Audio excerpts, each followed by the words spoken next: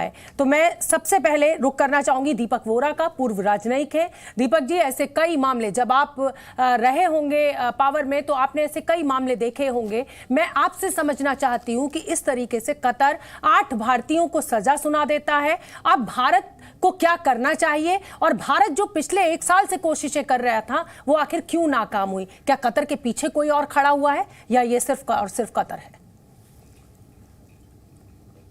आभारी हूं मैम कि आप मुझे बुलाती हैं। आपके चैनल पर बहुत अच्छा लगता है और आपका प्रोग्राम तो सर्वश्रेष्ठ है विश्व में, and you are an outstanding anchor.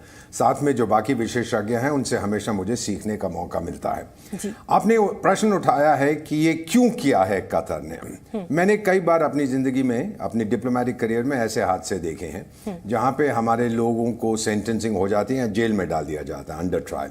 तो मैम इसमें 3 स्टेज होते हैं। पहले स्टेज में हम कॉन्सुलर एक्सेस मांगते हैं। कोई भी भारतवासी दुनिया के किसी भी हिस्से में अगर तकलीफ में हो, जेल में हो, तो हमारा एम्बेसी का, हाई कमीशन का एक व्यक्ति वहां जाके पूछता है कि भाई तुझे कोई मारपीट तो नहीं रहे, तुझे खाना ठीक तरह से मिल रहा है और कोई समस्या है। हम छुड़वा नहीं सकते लेकिन हम कॉन्सुलर सपोर्ट उसको देखते हैं। दूसरे लेवल पे फिर हम देखते हैं कि लीगल एक्शन क्या लिया जा सकता है और हमारे जो दूतावास हैं हम सब के पास लॉयर्स होते हैं हमारे पैनल पे।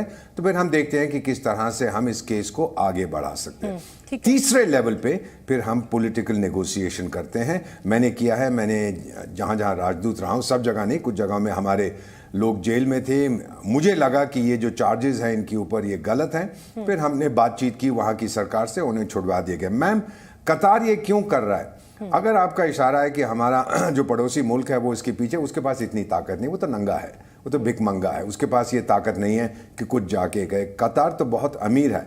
कतार एक खेल खेल रहा है, अंग्रेजी में कहते हैं पंचिंग अबव योर वेट, यानी जितनी आपकी ताकत नहीं है आप उससे ऊपर जाना चाहते हैं। 2014-2017 में आपको याद होगा कि गल्फ कोऑपरेशन काउंसिल के जो मेंबर्स हैं उन्होंने कतार को बर्खास्त कर दिया था और उस समय एयर स्पेस भी बंद कर दी थी और कतार की बड़ी बुरी हालत थी। फिर हमसे उसने खाद्य पदार्थ मांगे तो फिर ईरानियन एयर स्पेस के थ्रू वो सामान गया और $100 मिलियन उन्होंने ईरान को दिए थे। ईरान पॉकेट में तो कुछ करता नहीं, उसकी अपनी हालत खराब है, लिया था। तो कतार फिर वापस आ गया गल्फ कोऑपरेशन काउंसिल, बोला कि अब मैं मुस्लिम ब्रदरहुड को प्रोत्साहित नहीं करूंगा, एटसेट्रा एटसेट्रा। मैम मैं आपको इतना बताना चाहता हूं कि मैं भारतीय कूटनीति को समझता हूं। ये जो लड़कों, जिस बच्चों को, हमारे ऑफिसर्स को सजा हुई है मैम, सजाए मौत, ये फर्स्ट कोर्ट में है, फिर सेकंड कोर्ट में जाएगा, उसके बाद कॉन्फर्मेशन के लिए जाएगा।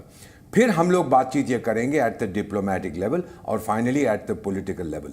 मेरा पूरा मानना है कि कतार जो कुछ कर रहा है वो दिखाने के लिए कह रहा है कि हमारा इंडिपेंडेंट सिस्टम है। जब वहां पे वर्ल्ड कप भी हुआ था उसकी बहुत आलोचना हुई, लेकिन कतार में ये दम नहीं है कि वो हमको नाराज तो मतलब दीपक वोरा यहाँ पर, और जो परिवार है उनको बता दूं, we will bring your children back. Bharat अपनी संतान को वापस लेके आएगा। बिल्कुल 140 करोड़ हिंदुस्तानियों की दुआ है इन 8 भारतीयों के साथ। AK सिवाज साहब, रक्षा विशेषज्ञ।